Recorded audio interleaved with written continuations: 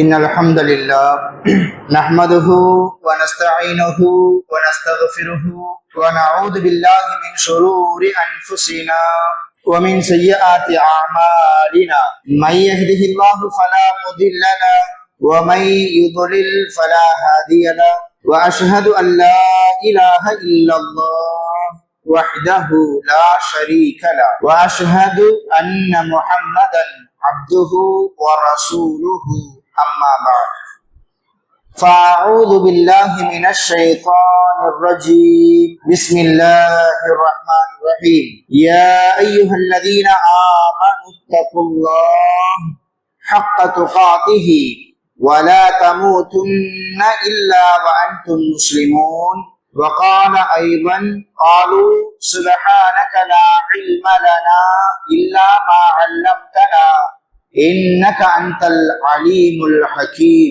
قال رب اشرح لي صدري ويسر لي أمري واحلل عقدة من لساني يفقه قولي ربي زدني علما قال نبينا صلى الله عليه وسلم فإن أصدق الحديث كتاب الله وخير الهدى هدى محمد صلى الله عليه وسلم وشر الأمور محدثاتها وكل محدثة بدعة وكل بدعة ضلالة وكل ضلالة في النار அளவற்ற அருளாளனும் நிகரற்ற அன்புடையவனுமாகிய அல்லாஹுவின் திருப்பெயர் போற்றி புகழ்ந்த ஆரம்பம் செய்கின்றேன். அந்த ஏக இறைவனின் சாந்தியும் சமாதானமும் இறை தூதர் முஹம்மது ரசூலுல்லாஹ் ஸல்லல்லாஹு அலைஹி வஸல்லம் அன்னவர்கள் மீதும் அன்னவர்களை பின்பற்றிய உத்தம சஹாபாக்கள், தாபிஈன்கள், தபஉ தாபிஈன்கள், சத்தியத்தையும் ஏகத்துவத்தையும் நமக்கு எடுத்து சொன்ன இமாம்கள், குறிப்பாக சத்தியத்தை அறிந்து அதன் அடிப்படையில் நமது வாழ்க்கையை அமைத்துக் கொள்ள வேண்டும் என்கிற உயர்ந்த எண்ணத்தோடு அல்லாஹின் இறை இல்லத்தில் ஒன்று கூடியிருக்கும் நம்மவர்கள் அனைவர்கள் மீதும் வந்து சேரட்டுமாக. அவ்வண்ணமே இங்கு பேசப்படக்கூடிய கேட்கப்படக்கூடிய ஒவ்வொரு செய்திகளையும் நமது உள்ளத்தில் பதிய வைத்து நமது அன்றாட வாழ்க்கையில் எடுத்து நடப்பதற்கு வல்ல இறைவன் அருள்வானாக. வாழக்கூடிய இந்த அற்பமான சொற்பமான இந்த வாழ்நாட்களில் மருத்துவமனையின் கஷ்டங்கள், அதன் சிரமங்கள், அதன் செலவீனங்களை விட்டும் முழுமையாக பாதுகாப்பு பெற்ற ஒரு வாழ்க்கையை அல்லாஹ் நமக்கும் நமது குடும்பத்தார்களுக்கும் தந்தல் புரிவானாக. உயிருள்ள வரையிலும் உடல் சுகத்தையும் உள்ளத்தின் ஆரோக்கியத்தையும் நிரப்பமாக தந்தல் புரிவானாக. வாழும் காலங்களில் கடன் தொல்லையிலிருந்தும், வட்டியின் கொடூர பிடியிலிருந்தும், வறுமையின் பிடியிலிருந்தும், கோர விபத்திலிருந்தும், கொடிய நோய் நொடிகளிலிருந்தும், கெட்ட மௌத்திலிருந்தும், கெட்ட ஆட்சியாளரிலிருந்தும் நம்மையும் நம் சமூகத்தையும் அல்லாஹ் ரப்பல் ஆலமீன் நிரந்தரமாக பாதுகாக்க அருள் புரிவானாக என்று பிரார்த்தித்தவனாக எனது ஜும்ஆவின் முதல் உரையை நான் ஆரம்பம் செய்கின்றேன். இன்றைய ஜும்ஆவின் முதல் உரையின் தலைப்பு கல்வியும் கல்வியாளர்களும். அன்பிற்கினிய அருமையான பெருமக்களை, மனித சமூகத்துல முதலில் படைக்கப்பட்ட மனிதர் ஆதிபிதா ஆதம் அலைஹிஸ்ஸலாத்து வஸ்ஸலாம் அவர்கள். குர்ஆன் இதனை சொல்லும். வைத கால ரப்புக லில் மலாயிகதி இன்னி ஜாஇலுன் ஃபில் அர்தி கலீஃபா قالوا أتجعل فيها من يفسد فيها ويسفك الدماء. அல்லாஹ் ரப்பல் ஆலமீன் மனிதர்கள்ல முதலில் படைத்த மனிதர் ஆதம் அலைஹிஸ்ஸலாம். அதுக்கு முன்னாடி ஜின்கள் அல்லாஹ் படைச்சிருக்கிறான். நமக்கு முன்னாடியே ஜின் இனங்கள் படைக்கப்பட்டிருக்குது. அதனாலதான் அல்லாஹ் ரப்பல் ஆலமீன் நான் மனித சமூகத்தை படைக்க போறேன்னு சொன்ன உடனே வானவர்கள் அல்லாஹ்ட்ட சொன்னாங்க, யாரெல்லாம் பூமியில ரத்தத்தை ஓட்டக்கூடிய, குழப்பத்தை ஏற்படுத்தக்கூடிய ஒரு படைப்பையா படைக்க போற.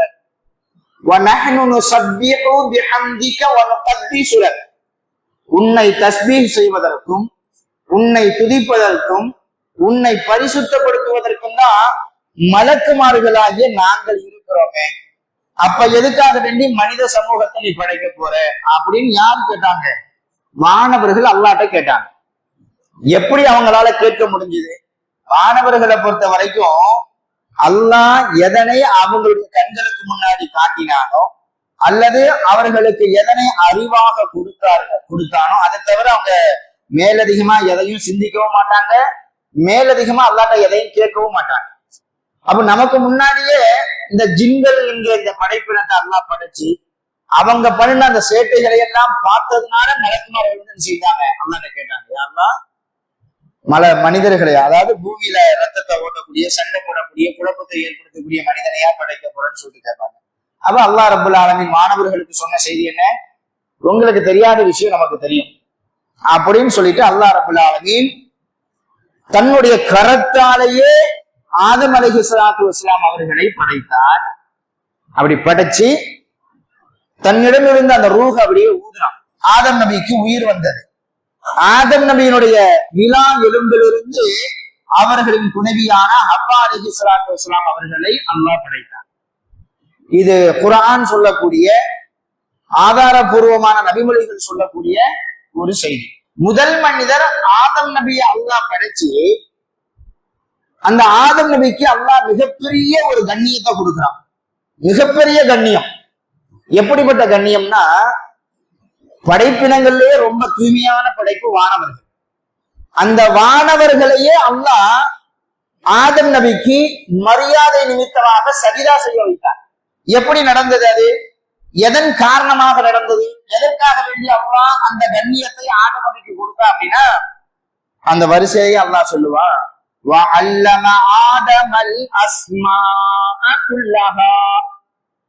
ஆதம் நபிக்கு அல்லாஹ் கல்வியை கொடுத்தான். எதை கொடுத்தா? கல்வியை கொடுத்தார். இந்த உலகத்தில் உள்ள சிலவற்றினுடைய பெயர்கள் அனைத்தினுடைய பெயர்களையும் ஆதம் நபிக்கு கற்றுக் கொடுத்து அதுக்கப்புறம் மலக்குமார்களையும் அழைத்தான். மலக்குமார்கள் கூட்டமா நிக்கிறாங்க, ஆதம் நபியும் நிக்கிறாங்க. மலக்குமார்கள்ட்ட அல்லாஹ் இந்த உலகத்தினுடைய சில விஷயங்களை காமிச்சு, இது என்ன, இதனுடைய பெயர் என்ன, இதனுடைய பெயர் என்ன அப்படின்னு சொல்லிட்டு வானவர்கள்ட்ட அல்லாஹ் கேட்டான். வானவர்கள் சுப்ஹானக லா இல்ம லனா இல்லா மா அல்லம்தனா இன்னக அன்தல் அலீமுல் ஹகீம். ரப்பே, நீ தூய்மையானவன், நீ பரிசுத்தமானவன். எங்களுக்கு நீ எதனை கற்றுத் தந்தாயோ அதை தவிர வேற எதுவும் எங்களுக்கு தெரியாது. நாங்களா சிந்திச்சு, ஓ இது இப்படி இருக்குது, இது இப்படி. இவன் மனிதர்களுக்கு அல்ல பகுத்தறிவு கொடுத்துருக்கான் பாருங்க. இப்ப அங்க தூரத்துல ஒரு இடத்துல புகை வருது அப்படின்னா நம்முடைய அறிவு என்ன சொல்லும்? அங்க நெருப்பு எரிஞ்சுக்கிட்டு இருக்குது, நெருப்பு எரியறதுனாலதான் புகை வருது. இதுதான் பகுத்தறிவு. ஒரு உதாரணத்துக்கு சொல்றேன், ஒரு விஷயத்தை பார்த்து இன்னொரு விஷயத்தை தெரிந்து கொள்ளக்கூடிய இந்த ஆற்றலை அல்ல யாருக்கு தான் கொடுத்துருக்காங்க? மனிதர்களுக்கு கொடுத்துருக்காங்க. மலக்குமார்கள் சொல்றாங்க, ரப்பே, எங்களுக்கு நீ எதனை கல்வியாக கற்று தந்தாயோ அதை மட்டும்தான் எங்களுக்கு தெரியும். நீ எதனை எங்களுக்கு கட்டளை இடுகிறாயோ அந்த கட்டளையை தாண்டியும் செய்ய மாட்டோம், குறைச்சும் செய்ய மாட்டோம். இதுதான் மலக்குமாருடைய தன்மை. அவங்க சுயமா சிந்திச்சு, ஓ இவரு ஏன்னா எல்லா மனிதர்களுக்கும் அல்லாஹ் சில வானவர்களை நியமிச்சிருப்பான். அந்த வானவர்கள் அந்த மனிதர்களை ஆய்வுலாம் செய்ய மாட்டாங்க. அல்லாஹ் என்ன கட்டளை இட்டானோ அதை மட்டும்தான் செய்வாங்க. அவன் மலக்குமார்கள் அப்படி சொன்ன உடனே ஆதம் நபியை அழைத்து அல்லாஹ் சொன்னா, கேட்டா இதனுடைய பெயர் என்ன, இதனுடைய பெயர் என்ன அப்படின்னு கேட்ட உடனே ஆதம் அலைஹிஸ்ஸலாம் அல்லாஹ் எதையெல்லாம் சுட்டி காமிச்சானோ அதனுடைய பெயர்களை எல்லாம் சொல்றாங்க. அப்படின்னா அல்லாஹ் ரப்பல் ஆலமீன் மாணவர்கள்ட்ட சொன்னா, மாணவர்களே, இந்த ஆதமை படைப்பதற்கு முன்னாடி நீங்க என்ன சொன்னீங்க? மனிதனையா படைக்க போறீங்கன்னு கேட்டீங்கல்ல. அப்ப நான் என்ன சொன்னேன்? உங்களுக்கு தெரியாததெல்லாம் எனக்கு தெரியும்னு சொன்னேன்ல. அதுல ஒரு விஷயம்தான், இந்த மனிதர்கள் சிறந்த படைப்பு. அவர்களுக்கு நான் பகுத்தறிவை கொடுத்திருக்கிறேன். நன்மைனா என்ன, தீமைனா என்ன அப்படின்றத அவங்க பகுத்தறிவாங்க. நல்லதுனா என்ன, கெட்டதுனா என்ன, இதை பகுத்தறிந்து என்னை பயந்து அவர்கள் நடப்பார்கள். அப்படிப்பட்ட ஒரு ஆற்றலை நான் அவங்களுக்கு வழங்கி இருக்கிறேன். கூடுதலாக கல்வியை நான் அவங்களுக்கு கொடுத்திருக்கிறேன். அதனால அவங்க ரொம்ப சிறப்பான மேன்மக்களாக இருக்கிறாங்க. நீங்க என்ன செய்யுங்க? அவங்களுக்கு சஜிதா செய்யுங்க அப்படின்னு அல்லாஹ் சொன்னார். மாணவர்கள் எல்லாரும் மரியாதை நிமித்தமாக யாருக்கு சஜிதா செஞ்சாங்க? ஆதம் நபிக்கு சஜிதா செஞ்சாங்க. இல்லா இப்லீஸ், இப்லீஸை தவிர என்பதாக அல்லாஹ் ரப்பல் ஆலமீன் நீண்ட நெடிய வரலாறாக அதை சொல்லி காமிப்பா. சுருக்கமாக நாம் கேள்விப்பட்ட அறிந்த செய்தி என்பதனால் அதை சுருக்கமாக உங்களுக்கு நான் சொன்னேன். இதை சொல்வதனுடைய நோக்கம் என்ன அப்படின்னா, முதல் மனிதர் ஆதம் நபி அல்லாஹ் கண்ணியப்படுத்தினா எதை கொண்டுதான் கண்ணியப்படுத்தினார்? இந்த கல்வியை கொண்டுதான் கண்ணியப்படுத்தினார். ஆதம் நபியை கல்வியை கொண்டு கண்ணியப்படுத்திட்டு இறுதி சமுதாயமான நமக்கு அல்லாஹ் இந்த குர்ஆனின் மூலமா என்ன சொல்றாங்கன்னா, யர்ஃபஇல்லாஹு அல்லதீன ஆமனூ மின்கும் வல்லதீன ஊத்துல் இல்ம தரஜாத். உங்களில் ஈமான் கொண்டவர்களுக்கும் கல்வி வழங்கப்பட்டவர்களுக்கும் அவர்களின் தரஜாக்களை அல்லாஹ் உயர்த்தி கொண்டே இருப்பான். அல்லாஹ் சான்று பகிர்கிறார். அல்லாஹ் குர்ஆனின் மூலமாக வாக்கு கொடுக்கிறார். என்ன வாக்கு கொடுக்கிறார்? மனிதர்கள்ல யார் ஈமான் கொண்டவர்களா, இந்த இடத்துல முஸ்லிம்களாக அப்படின்னு சொல்லாம என்ன வார்த்தையை பயன்படுத்துறான்? ஆமனு, ஈமான் என்கிற வார்த்தையை பயன்படுத்துறான். முஸ்லிம்கள் வேறு, முஃமின்கள் வேறு. எல்லா முஃமின்களும் முஸ்லிம்களாக இருப்பாங்க, எல்லா முஸ்லிம்களும் முஃமின்களாக இருப்பார்களா? கிடையாது. குர்ஆன்ல அல்லாஹ் முஃமின்களுக்குன்னு சொல்லிட்டு சில பண்புகளை சொல்றார். அந்த பண்புகள் யார்கிட்ட இருக்குதோ அவங்கதான் முஃமின்கள். எல்லா முஸ்லிம்களும் சொர்க்கத்துக்கு போயிருவாங்களான்னா ஒரு கட்டத்துல போவாங்க. தான் செய்த பாவத்துக்கெல்லாம் தண்டனையை அனுபவிச்சுட்டு கடைசியில எங்க போவாங்க? சொர்க்கத்துக்கு போவாங்க. ஆனால் முஃமின்கள் நரகத்துக்கு போவாங்கன்னா போக மாட்டாங்க. அவங்க கேள்வி கணக்கு முடிச்சு நரகம் இல்லாம எங்க போயிருவாங்க? சொர்க்கத்துக்கு போயிருவாங்க. அல்லாஹ் குர்ஆன்ல வாக்கு கொடுக்கிறார். நபிகள் நாயகம் ஸல்லல்லாஹு அலைஹி வஸல்லம் அவங்களும் தன்னுடைய பொன்மொழியில எப்படி சொல்லுவாங்கன்னா, யாருடைய உள்ளத்துல கடுகளவு ஈமான் இருக்குதோ, முஸ்லிமா இருக்கிறாங்கன்னா அவங்க எங்க போயிருவாங்க? சொர்க்கத்துக்கு போயிருவாங்க, தான் செய்த பாவத்துக்கெல்லாம் தண்டனை அனுபவிச்சுட்டு. ஆனால் யார் உலகத்துல வாழும் பொழுது முஃமின்களாக வாழ்கிறார்களோ அவர்கள் எங்க போக மாட்டாங்க? நரகத்துக்கு போக மாட்டாங்க. அவங்க வாழும் காலத்துல இந்த துனியாவிலேயே அல்லாஹ்வுடைய அருளை பெற்றவர்களாக வாழ்வார்கள். இந்த துனியாவில வாழும் பொழுதே முஃமின்கள் எதற்காக வேண்டி வாழ்வாங்க? அந்த ஆখিরাத்துக்காக வேண்டியே வாழ்வாங்க, அந்த ஜன்னத்துக்காக வேண்டியே வாழ்வாங்க, அல்லாஹ்வுடைய பொருத்தத்திற்காக வேண்டியே வாழ்வார்கள். அவர்கள் யார்? முஃமின்கள். அவங்களுக்கு இந்த துனியா பெருசா தெரியாது. இந்த துனியா முழுவதையும் தங்கத்தான் அலங்கரித்து ஒரு முஃமினுக்குரிய கையில கொண்டு போய் கொடுத்தாலும் அவர் அதை எப்படிதான் பார்ப்பாரு? அற்பமா தான் பார்ப்பாரு, சொற்பமா தான் பார்ப்பாரு. இதை கொண்டு நமக்கு மறுமையில என்ன பலன் கிடைக்கும் அப்படின்னு தான் பார்ப்பாரு. ஆனா முஸ்லிம்கள் எப்படி பார்ப்பாங்க? இன்னைக்கு நம்ம உதாரணம் அதுக்கு. இன்னைக்கு அற்ப சொற்பமான விஷயத்திற்காக வேண்டி விலை மதிக்க முடியாத எத்தனையோ நன்மைகள் நம்ம பெறுவோம் பாருங்க. அப்ப முஸ்லிம்கள் வேறு, முஃமின்கள் வேறு. முஃமின்கள்னா யாரு? எல்லா நிலைகளிலும் தன்னுடைய சிந்தனையில அல்லாஹ்வுடைய பொருத்தத்தை மட்டுமே தேடிக்கொண்டிருப்பார்கள். நாளை மறுமைதான் அவர்களுக்கு மிக மிக பெரிதாக இருக்கும். அதற்காக வேண்டியே வாழ்வார்கள், அதற்காக வேண்டியே உழைப்பார்கள், அதற்காக வேண்டியே பார்ப்பார்கள், அதற்காக வேண்டியே பேசுவார்கள். அனைத்துமே அவர்களுக்கு மறுமைதான் நோக்கமா இருக்கும். இவர்கள் தான் முஃமின்கள். அப்ப அல்லாஹ் ரப்பல் ஆலமீன் சொல்றான், யார் உங்களில் இறை நம்பிக்கை கொண்டவராக இருக்கிறாரோ அவர்களுக்கும், யாருக்கு அல்லாஹ் கல்வியை வழங்கியிருக்கிறார், கல்வி கொடுக்கப்பட்டவர்கள், கல்வியாளர்கள், இந்த இரண்டு நபர்களுக்கும் நான் கண்ணியத்தை, தரஜாவை, அந்தஸ்தை நான் உயர்த்திக்கிட்டே இருப்பேன் அப்படின்னு சொல்றேன். கல்வியாளர்களும் இறை நம்பிக்கையாளர்களும் இந்த துனியாவுடைய கண்ணியத்தை தேடி அவங்க போக தேவையில்லை. கண்ணியம், மதிப்பு, மரியாதை இவைகளெல்லாம் யாரை தேடி வரும்? கல்வியாளர்களை தேடி வரும், உண்மையான இறை நம்பிக்கையாளர்களை தேடி வரும். நம்ம என்ன நினைச்சிட்டு இருக்கிறோம்? பெரிய பணத்தோடு, பலத்தோடு, பதவிகளோடு வாழ்ந்தால்தான் புகழ் நமக்கு வரும் அப்படின்னு நம்ம நினைச்சுக்கிட்டு இருக்கிறோம். அதுக்காக வேண்டிதானே இன்னைக்கு ஓடிக்கிட்டே இருக்கிறோம். ஓடிக்கிட்டே இருக்கிறோம். அந்த ஓட்டத்தினுடைய வேகத்திலே நாம் எதற்காக வேண்டி படைக்கப்பட்டோம் என்கிற அந்த நோக்கத்தையே மறந்து ஓடிக்கிட்டே இருக்கிறோம். எதற்காக வேண்டி? இந்த துனியாவுல மதிப்பு மரியாதையோடு வாழ வேண்டும், சுகபோகமாக வாழ வேண்டும், நன்கு வாழ வேண்டும், 4 பேர் சொல்ற மாதிரி வாழணும் அப்படின்றதுக்காக வேண்டிதானே. வரலாறு நமக்கு சான்று பகிர்கிறது. இந்த சமுதாயத்துல ஒரு கூட்டம் வாழ்ந்தார்கள். ஆனால் அவர்கள் ஆடம்பரமான வாழ்க்கையை வாழவில்லை, அடுக்குமாடி கட்டிடங்களில் அவர்கள் வாழவில்லை, விலை உயர்ந்த ஆடைகளை அவர்கள் அணியவில்லை, நல்ல உணவுகளை அவர்கள் உண்டது கிடையாது. ஆனால் அவர்கள் இந்த மண்ணை விட்டும் பிரிந்து 1400 வருடங்கள் கழிந்து விட்டது. ஆனாலும் அவர்களின் புகழ் அவர்களின் கண்ணியம் இன்றளவும் மக்காமல் மனிதர்களுக்கு மத்தியில் மனங்களில் பூத்து கொண்டிருக்கிறது. உண்மைதானே? அவர்கள் யார்? அஸ்ஸஹாபா. அல்லாஹ்வின் தூதர் ஸல்லல்லாஹு அலைஹி வஸல்லம் அவர்கள் வாழ்ந்த காலகட்டத்தில் வாழ்ந்தார்கள். அல்லாஹ்வின் தூதரை நேரடியாக பார்த்தார்கள். அல்லாஹ்வின் தூதர் ஸல்லல்லாஹு அலைஹி வஸல்லம் அவர்கள் சொன்னதை உண்மை என்று நம்பினார்கள். தன்னுடைய வாழ்க்கையில் அதனை செயல்படுத்தினார்கள். இறுதி மூச்சு வரையிலும் அதுதான் தன்னுடைய கொள்கை என்று அவர்கள் வாழ்ந்து காட்டினார்கள். அவர்கள்தான் அஸ்ஸஹாபா. எத்தனை நபித்தோழருடைய வாழ்க்கை வரலாற்று நம்ம படிச்சிருக்கிறோம். பெரும்பான்மையான நபித்தோழர்கள் 2 ஆடுகளுக்கு மேல 3வது ஆடையை வைத்துக் கொண்ட நபித்தோழர்கள் மிக குறைவு. ஒருவேளை சாப்பாடு சாப்பிடுவாங்க, அடுத்த வேளை சாப்பாடு என்ன என்பதற்கு ஊர்ஜிதம் இருக்காது.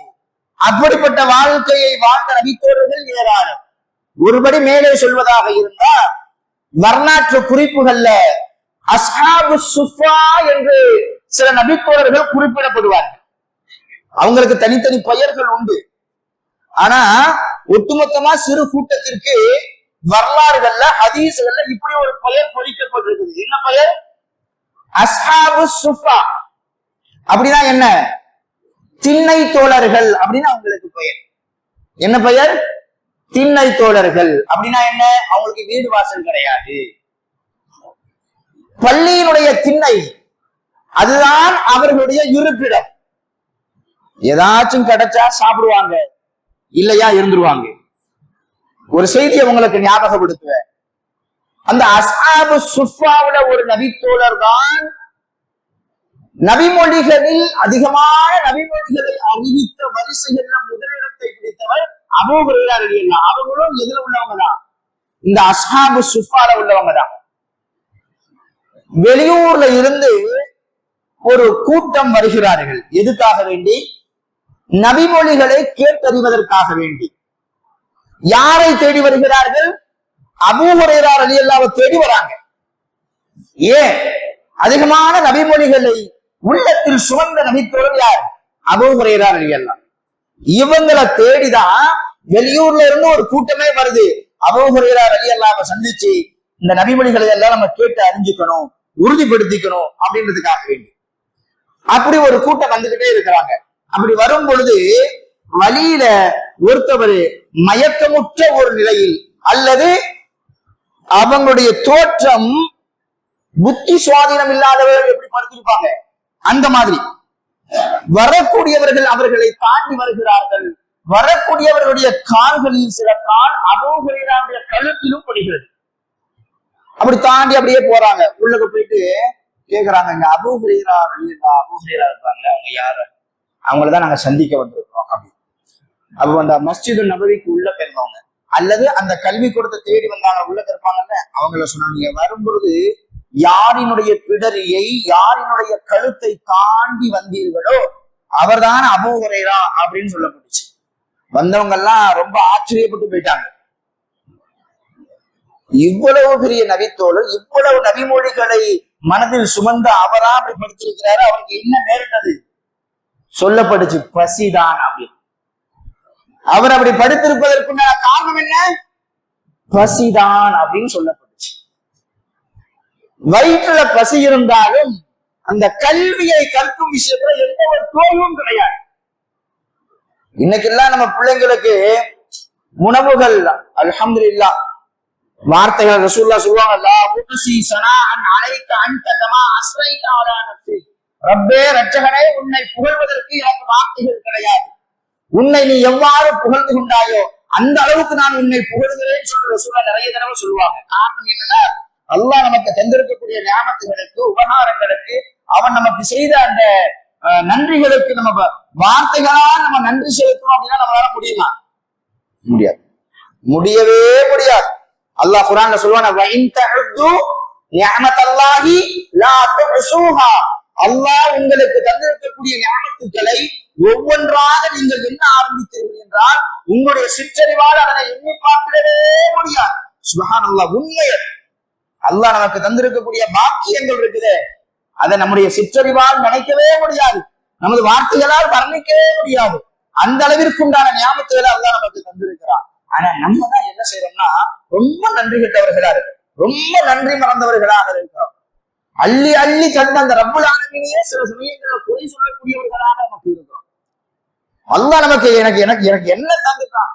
கஷ்டத்துக்கு மேல கஷ்டத்தையா தருகிறான், நோய்வினைக்கு மேல நோய்வினையா தருகிறான், இழப்புக்கு மேல இழப்பாக தருகிறான். சில சமயங்கள்ல வார்த்தைகள் நம்ம கடினத்தை பயன்படுத்திய ரசூலுல்லாஹ் சொல்லுவாங்க, உன்னுரு இலா மன் ஹுவ அஸ்ஃபல மின்கும் வலா தன்னுரு இலா மன் ஹுவ ஃபௌகக்கும்.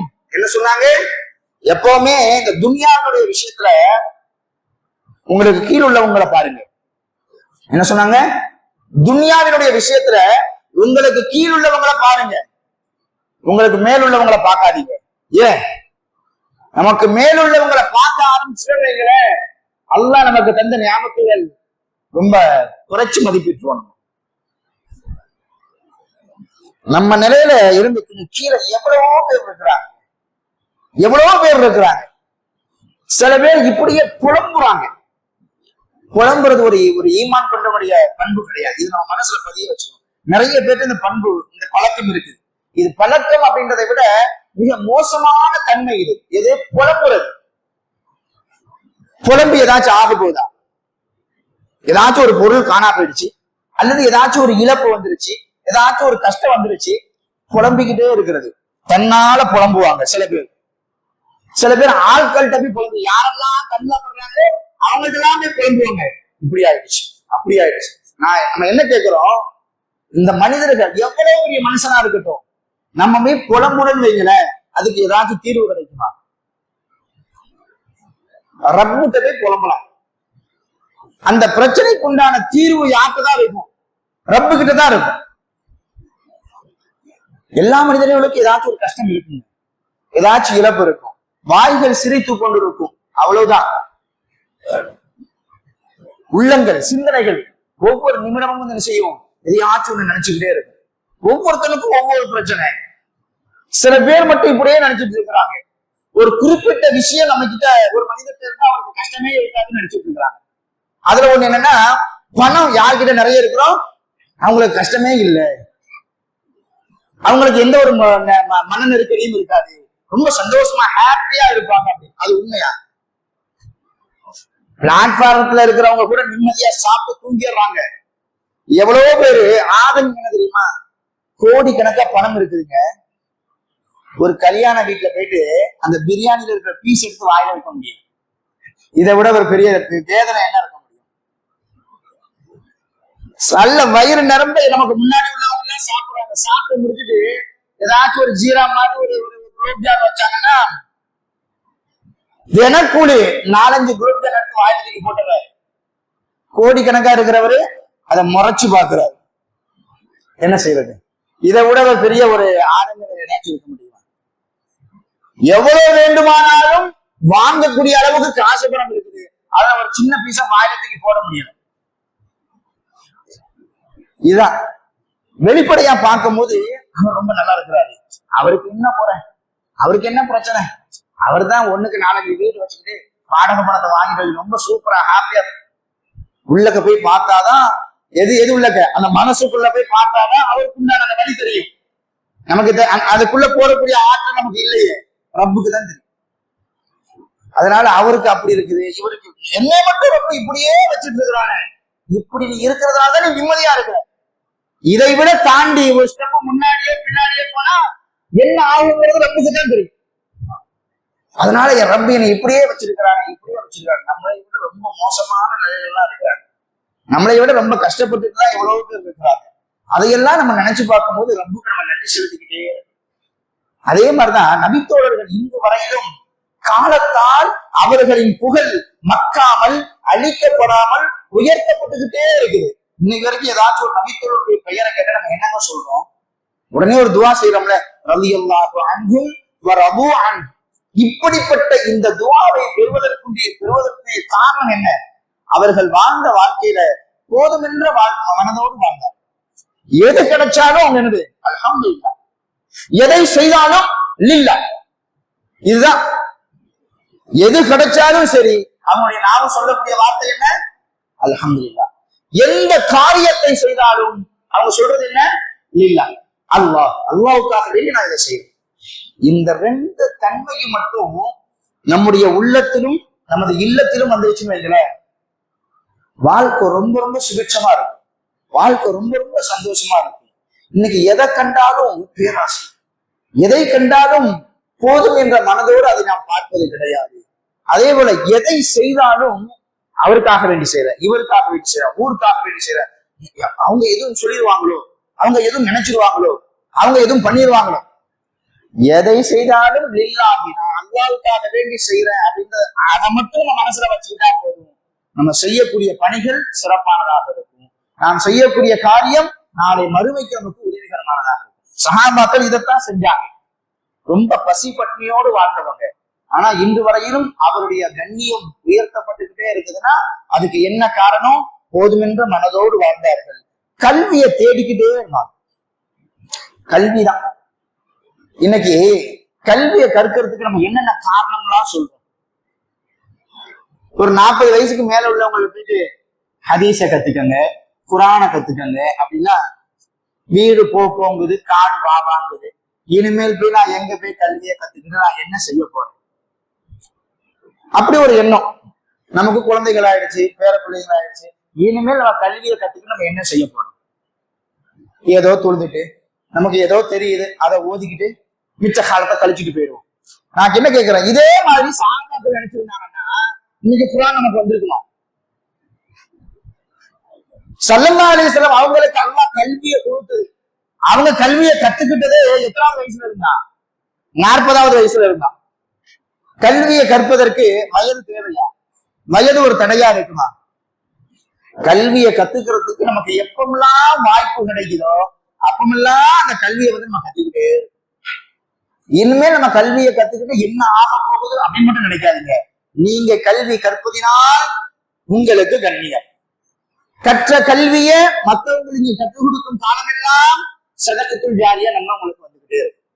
மனசுல எவ்வளவு கவலை இருந்தாலும் சரிங்க, கல்வியை கத்துக்கிட்டு அந்த கல்வியை மற்ற மக்களுக்கு கத்துக் கொடுக்கக்கூடிய அந்த பணிகள் நம்ம ஈடுபட்டேன்னு எவ்வளவு பெரிய கஷ்டம் நம்முடைய உள்ளத்துல இருந்தாலும் சரி அது மறைஞ்சு போயிடும். இதுக்கு மட்டும்தான் நான் ஆற்றல் இருக்கு. உள்ளத்துல சில பேருக்கு நீங்காத கவலை உண்டு. எதையாச்சும் ஒன்ன குறிச்சு கவலைப்பட்டுக்கிட்டே இருப்பாங்க. அல்லது ஏதாச்சும் ஒரு விஷயம், சிறுவர்களாக இருந்தால் பெற்றோர்களின் இழப்பு அவ்வளவு சீக்கிரத்துல என்ன செய்யாது, அவங்களுடைய உள்ளத்தோட்டு மறையாது. சிறுவர்கள் இருக்கிறாங்களே அவங்களுக்கு இழப்புலயே பெரிய இழப்பு என்ன? பெற்றோர்களுடைய இழப்பு தான். ஒரு குறிப்பிட்ட வயசு வரைக்கும் என்ன செய்யும், மனசுலயே இருக்கும், தாய் இல்லையே தந்தை இல்லையே, தாய் இல்லையே தந்தை இல்லையே. இந்த கவலையை மறக்கடிக்கக்கூடிய ஒரே ஆற்றல் எதுக்குதான் இருக்குது? கல்விக்குதான் இருக்குது. அந்த கல்வியை கற்கணும், மற்ற மக்களுக்கு கற்றுக் கொடுக்கணும்.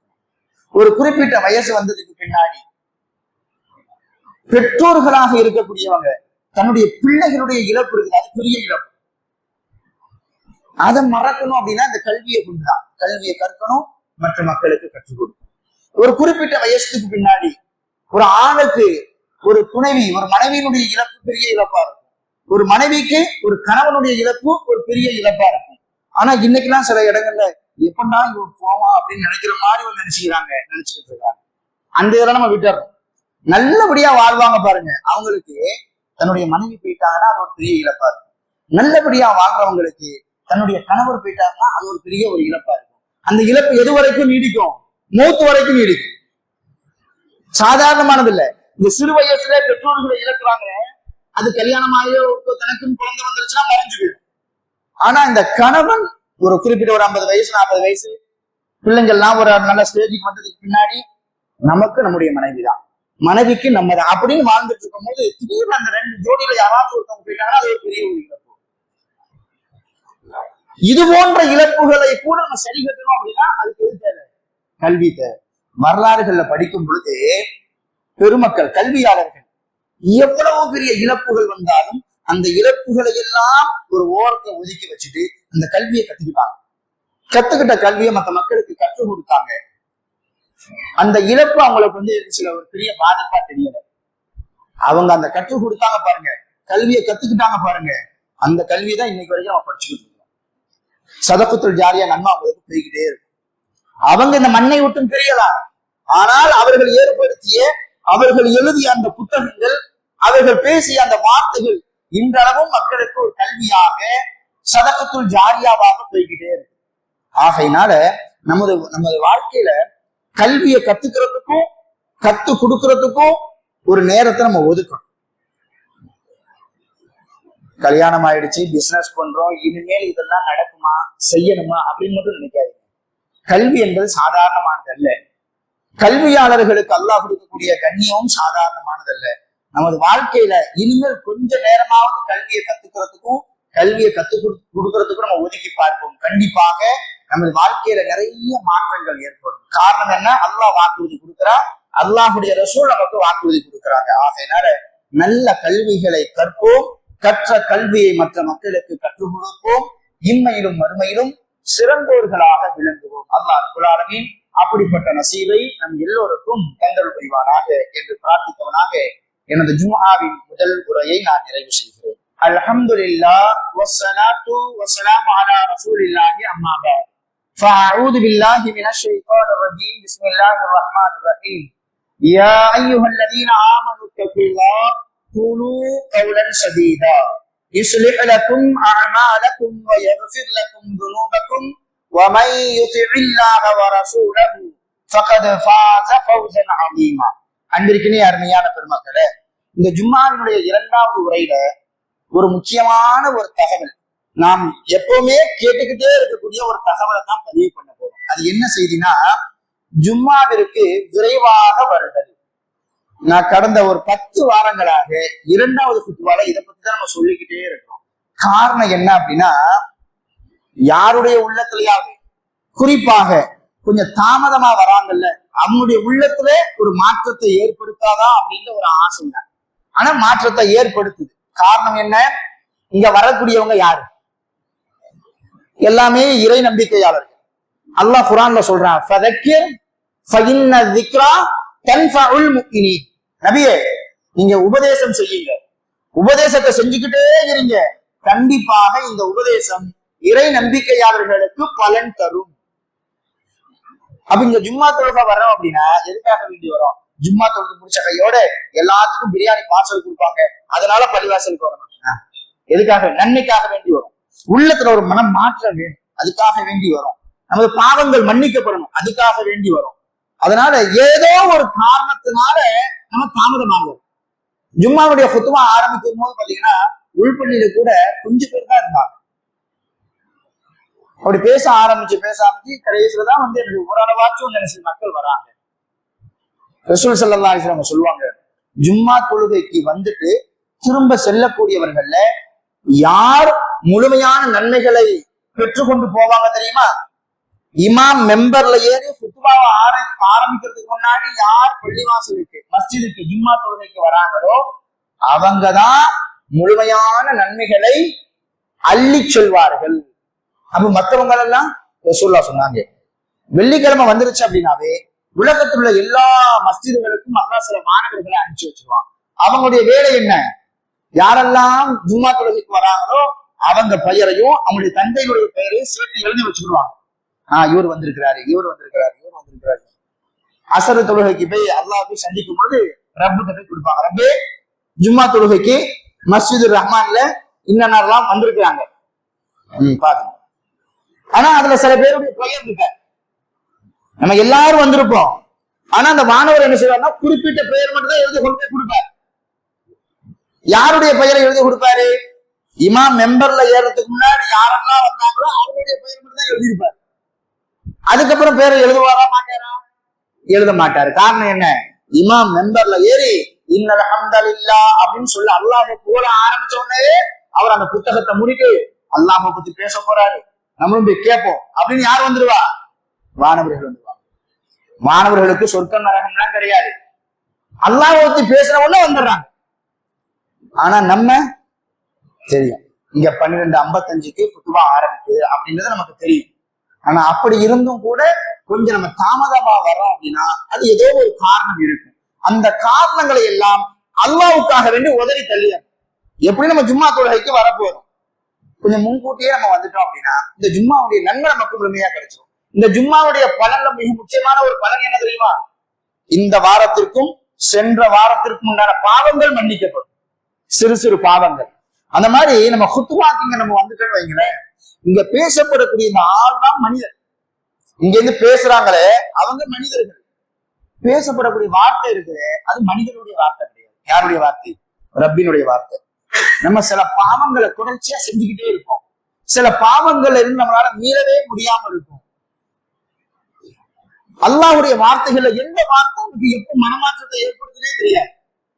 அப்போ ஜும்மாக்கு முன்கூட்டியே வந்து இந்த உரையை கேட்கும் பொழுது நம்முடைய உள்ளத்துல இருக்கக்கூடிய அந்த கசடுகள், அழுக்குகள், ஃபித்னாக்கள் எல்லாம் ஓடி போகிறதுக்கு வாய்ப்பு இருக்கு. இந்த வாரத்திலிருந்து அடுத்த வாரம் வரைக்கும் பெரும் பெரும் பாவங்கள் செய்வதிலிருந்து நம்ம பாதுகாக்கப்படுவோம். இதுல சொல்லப்பட்ட ஏதாச்சும் ஒரு செய்தி நம்ம பாவம் செய்யும் போது ஆகா செய்யக்கூடாது, அடுத்த வாரம் நம்ம ஜும்மாக்கு போகணும், அல்லாஹ்ட்ட கையேந்தணும், வேண்டாம், அந்த மாதிரி ஒரு மனமாற்றங்கள் நமக்கு ஏற்படுவதற்கு வாய்ப்பு இல்லை. அதனாலதான் ரசூல் ஸல்லல்லாஹு அலைஹி வஸல்லம் அவங்க இந்த ஜும்மாக்கு அவ்வளவு ஆர்வம் காட்டினாங்க. அல்லாஹும் அப்படி சொல்றாங்க, ஜும்மாக்கு பாங்கு சொல்லப்பட்டுச்சுன்னா வியாபாரத்தை எல்லாம் விட்டுட்டு வந்துருங்க, இதுல உங்களுக்கு நன்மை இருக்குதுன்னு சொல்றாங்க. ஆனா பெரிய வருத்தமான ஒரு செய்தி என்னன்னா, வரக்கூடிய வழியில பாத்தீங்கன்னா சில முஸ்லீம்கள் இந்த நேரத்துல கடையை திறந்து வச்சு வியாபாரம் பண்றாங்க அப்படின்னு நினைக்கும் போது ரொம்ப வருத்தமா இருக்கு. இந்த அல்லாஹ் தடை செஞ்சுட்டாங்க, இந்த நேரத்தை வியாபாரம் செய்யக்கூடாது. தெளிவான ஒரு வார்த்தை, வதருல் பை, வியாபாரத்தை விட்டுருங்கன்னு சொல்றான். இல்ல நான் வியாபாரத்தை விட மாட்டேன், வியாபாரம் பண்ணதான் செய்வேன்னு சொல்லிட்டு சில பேர் வியாபாரம் பண்றாங்க. அதுல கோடிகள் வந்தாலும் அதுல பரக்கத்து இருக்குன்னு நீங்க நினைக்கிறீங்களா? அல்லாஹ் தடுத்த ஒரு விஷயத்த இந்த நேரத்துல இதை செய்யாதீங்கன்னு சொல்றான். அந்த நேரத்துல நம்ம அதை செய்யறோம் அப்படின்னா பரக்கத்தை தரது யாருடைய கையில இருக்கு? ரப்பினுடைய கையில இருக்கு. இந்த ஒரு மணி நேரத்துல, இந்த அரை மணி நேரத்துல நம்ம வியாபாரம் பண்ணி நமக்கு லட்சம் ரூபாய் வந்தாலும் அதுல அல்லாஹ்வுடைய பரக்கத்து இருக்காது. அந்த லட்சம் ரூபாயில நம்முடைய தேவைகளை நிறைவேற்ற முடியாது. ஆகையினால அல்லாஹ் எதை தடுத்தானோ அதை விட்டு நம்ம விலகி வாழ்வோம். அல்லாஹ் தடுத்ததை விலகி வாழும் போது எதுவும் நம்ம நஷ்டமாகிற மாதிரி தெரியும், ஆனா உண்மையா அது நஷ்டமா இருக்காது. நம்ம வாழ்க்கையில் அது மிகப்பெரிய ஒரு பரக்கத்தையும் உயர்வையும் தரும். ஆகையினால வரக்கூடிய வாரங்கள்ல இருந்து இன்ஷா அல்லாஹ் இங்க இந்த பள்ளிக்கு வரக்கூடியவங்க மனசுல 12:55னா ஒரு 12:50, ஒரு 12:45, ஒரு 10 நிமிஷத்துக்கு முன்னாடி, 5 நிமிஷத்துக்கு முன்னாடி வந்து ஒரு 2 ரக்காத் தஹியத்துல் மஸ்ஜித் கொடுத்துட்டு அல்லாஹ்வை நினைவு கூர்ந்து கொண்டு எப்ப ஹுத்பா ஆரம்பிக்கும் அப்படின்னு நீங்க வந்து எதிர்பார்த்துக்கிட்டே இருக்கிற, உங்களுடைய கண்ணுக்கு தெரியாமலேயே ஒரு பக்கத்துல ஒரு வானவர் ஒருத்தர் உட்கார்ந்து இருப்பாரு. அவர் என்ன செய்வார் தெரியுமா? அல்லாஹும்ம கஃபிர் லஹு வர்ஹம்ஹு, அல்லாஹும்ம கஃபிர் லஹு வர்ஹம், யா அல்லாஹ் இவருடைய பாவத்தை மன்னிச்சிரியா அல்லாஹ், இவருக்கு இரக்கம் காட்டியா அல்லாஹ் அப்படின்னு நமக்காக வேண்டி துவா செஞ்சுக்கிட்ட எவ்வளவு பெரிய பாக்கியம். இதையெல்லாம் இனிமேல் வரக்கூடிய காலங்கள்ல நாம் இழந்து விடக் கூடாது. அல்லாஹும் அல்லாஹுடைய ரசூலும் இபாதத்தை நமக்கு எப்படி கற்றுத்தந்தார்களோ அதை ஆர்வத்தோடு செய்யக்கூடிய நன்மக்களாக அல்லாஹ் ரப்பல் ஆலமீன் நம் எல்லோரையும் ஆக்கி அருள் புரிவானாக என்று பிரார்த்தித்தவனாக எனது ஜும்ஆவின் 2ஆம் முறையை நான் நிறைவு செய்கிறேன். வஆஃபிரு தஅவானா அல்ஹம்துலில்லாஹ்.